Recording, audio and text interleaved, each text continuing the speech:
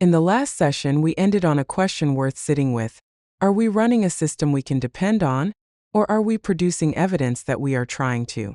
That question points to a gap, the space between what governance reports say and what actually happens at the edges of an organization under real pressure. This session is about what comes next. For decades, the standard answer to that gap has been a familiar one: governance, risk, and compliance. Policies, committees, risk registers, framework mappings, and evidence files are ready for any audit. That approach gave organizations a shared language and a sense of order. It worked. But here's the pattern worth naming. The organizations producing the most polished compliance reports were often the same ones showing up in the news after failures that looked unexpected on paper, but were anything but. That approach had served its purpose, and it had also reached its ceiling. This session is about that ceiling and what lies beyond it. To understand why the old approach isn't enough anymore, it helps to be honest about what it got right. It brought three important disciplines under one roof. Governance provided organizations with clarity about who sets direction and how decisions are made. Risk gave them a shared vocabulary for uncertainty and exposure. Compliance translated outside expectations, regulations, standards, contracts into internal controls and evidence. That progress was real. Policies got formalized instead of living as tribal knowledge. Control libraries got built once instead of being recreated for every audit. Roles got clarified. Conversations about risk moved from gut feeling to structure. The problem isn't that this approach failed. The problem is that it was asked to do a job it was never designed for. Guarantee operational resilience in a world where everything is constantly changing. When this model was built, the world moved differently. Release cycles ran monthly or quarterly. Vendor relationships were long and stable. Risk meant defending a perimeter. In that world, mapping and testing controls were a reasonable way to stay in control. That world doesn't exist anymore. And the gap between the old model and the new reality is where the next part of the story begins. Here's the honest accounting. On one side, real success, formalized policies, testable control libraries, reduced organizational chaos. This approach worked exactly as intended. When release cycles ran monthly, vendors were static, and cyber risk meant a defined perimeter to defend. On the other side, a fundamentally different operating reality: daily release cycles, complex cloud dependencies that span multiple providers, supply chain partners whose systems integrate directly with yours and change without much warning. The traditional model is being asked to do a job it was never designed for. Ensure operational resilience in a world of constant digital change. This isn't a story about an old approach being wrong. It's a story about an approach built for one kind of world being applied unchanged to a different kind of world, one that moves faster than any annual review cycle can track. And when that mismatch plays out in practice, it tends to follow a very specific, recognizable pattern. Here's what that pattern often looks like. A cloud migration checks every box. Risks are identified and logged. Controls are mapped to the relevant frameworks. Third-party reports are reviewed and filed. By the time it reaches the board, the program looks well governed. Status green. Then, within weeks of going live, the same integration boundary fails, not once but 3 times, each in a slightly different way. Capacity limits are misunderstood. The way two systems handle authentication tokens doesn't quite align. A supplier configuration that passed every review doesn't hold up under real traffic. Here's the important part. Nothing in the paperwork was technically wrong. The risk analysis was accurate for the moment it was written. But real systems don't freeze in place. They keep evolving after the assessment is filed away. That's the paper overlay paradox. Risk analysis captures a snapshot. The system it describes keeps moving. And the document doesn't survive the surprise because it was never built to. This isn't just a workplace inconvenience. When systems fail without warning, the consequences can cascade in ways that are difficult to predict and difficult to stop once they start. Consider a story that illustrates this with unusual clarity. Picture a ship's engine room. During a routine watch qualification, An electrician transfers power from one generator to a backup without first properly matching the electrical phases. The immediate response is procedural. Reset the trip breakers. But then a ripple begins. Reports start coming in from across the vessel. Damaged equipment, blown power supplies, because the electrical transient didn't stay contained in the engine room. Spread. What started as one person's localized error escalated into a vessel-wide event. And once the damage was assessed, the most serious loss became clear. A piece of equipment essential for verifying the ship's position had failed. Without it, there was no way to confirm the ship was where its instruments said it was. When you can't trust the data your decisions depend on, everything downstream becomes guesswork. And in that moment, nobody asks for the compliance binder. The only question that matters is whether you can still trust the outcomes your mission depends on. That's the heart of it. Resilience and accountability aren't add-ons to governance. They are what governance is for. That story points to a shift in the central question. The old question was, are we compliant? It's a question worth keeping, but it's no longer sufficient on its own.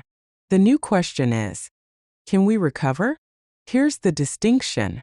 Traditional risk thinking emphasizes likelihood and impact. How probable is this and how bad would it be? Resilience thinking asks something different. When this boundary fails, not if, when, how quickly do we learn from it and adapt? That's a meaningful shift. It moves the center of gravity from prevention alone to prevention plus response. From assuming failure can be designed away to preparing for the failure that will eventually happen anyway. And once that shift happens, it doesn't just add one new question. It opens up an entire framework for thinking about governance differently, one built around four connected capabilities. Here's that framework. 4 capabilities working together as a living system rather than 4 separate departments. Governance sets intent. It clarifies what good looks like and what outcomes actually matter.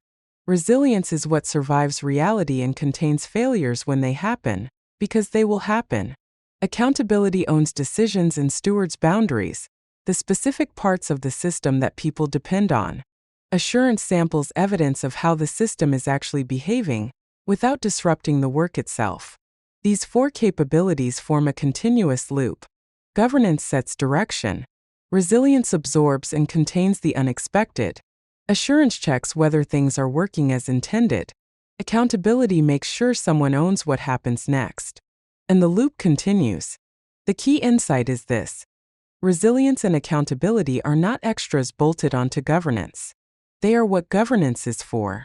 Let's look at each of these 4 capabilities more closely, starting with governance itself. Traditional policy often looks like this. We require trusted software releases. It's a static statement. Important, but not something you can directly measure or test. In a living governance system, that same intent gets embedded differently. It becomes specific, measurable commitments, things like acceptable rollback frequency, defined error budgets, and clear limits on user impact. The difference matters enormously. A static policy document sits on a shelf until an auditor asks for it. Embedded intent becomes part of how the system is designed and reviewed on an ongoing basis. This is the core idea. Governance doesn't just publish policies. It embeds intent as design elements, things that can be objectively measured and regularly reviewed, not just filed away and revisited once a year. That shift in how governance expresses intent sets the stage for everything that follows, starting with what resilience actually means in practice. Picture a network of connected systems, with a containment boundary drawn around it, and a failure occurring just outside that boundary. The question resilience asks isn't whether failure will happen, it's what happens when it does. And that comes down to 3 operational imperatives. First, how quickly do we detect that something is wrong? The gap between when a problem starts and when someone notices it is often where the real damage accumulates. Second, how contained are our localized failures?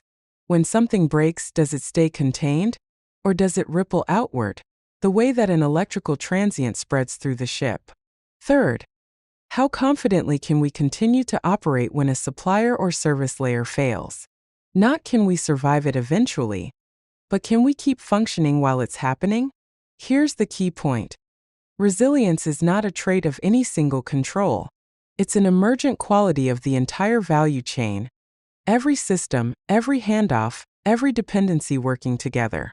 And because it's emergent, it has to be built in from the start.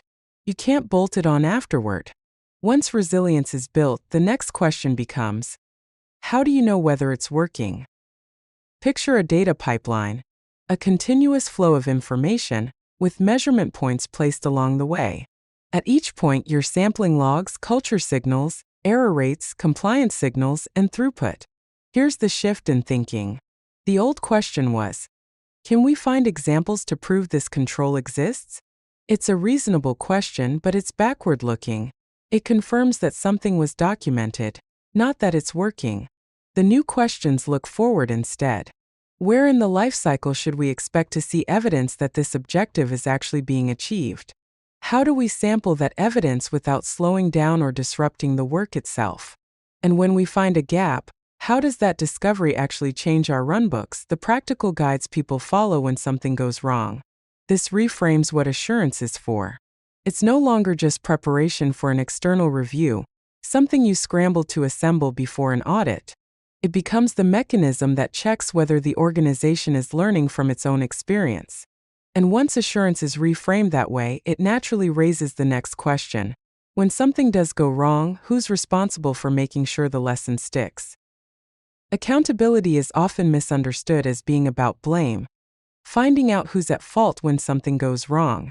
In a living governance system, it means something different: clear ownership of outcomes. That ownership comes down to 3 questions. Accountable for what? Not for completing a task or filing a report, but for a specific outcome at a specific boundary, something that can be clearly stated and objectively measured. Accountable to whom? Not just to an audit committee, but to the people and systems that actually depend on that boundary holding, the customer whose transaction needs to clear, the counterparty whose settlement needs to close. And accountable through what evidence? Not a self-reported status update, but an honest account of what changed, what drifted, and whether the boundary held. Here's the reframe that matters most. Accountability isn't the absence of failure. Failure is going to happen sometimes, that's the nature of complex systems. Accountability is demonstrated through the stewardship of a specific part of the system that others depend on. With all 4 capabilities now on the table, governance, resilience, assurance, and accountability, the natural question is how they fit together. Picture these 4 capabilities, governance, resilience, assurance, and accountability, not as 4 separate boxes, but as 4 parts of one continuously moving system, each one feeding into the next. Governance sets the intent. Resilience absorbs and contains what happens in reality. Assurance checks whether the system is behaving the way it's supposed to. Accountability makes sure someone owns what happens next, and that ownership feeds back into governance, refining intent based on what was learned. Here's what changes when this loop is running. Compliance doesn't disappear. Still part of the picture, but it becomes a byproduct of a living system, rather than the end goal itself. When these 4 capabilities operate together, they describe how an organization functions as a self-correcting system, not how documents are organized in a repository. That distinction, self-correcting system versus organized repository, is the thread that runs through everything ahead.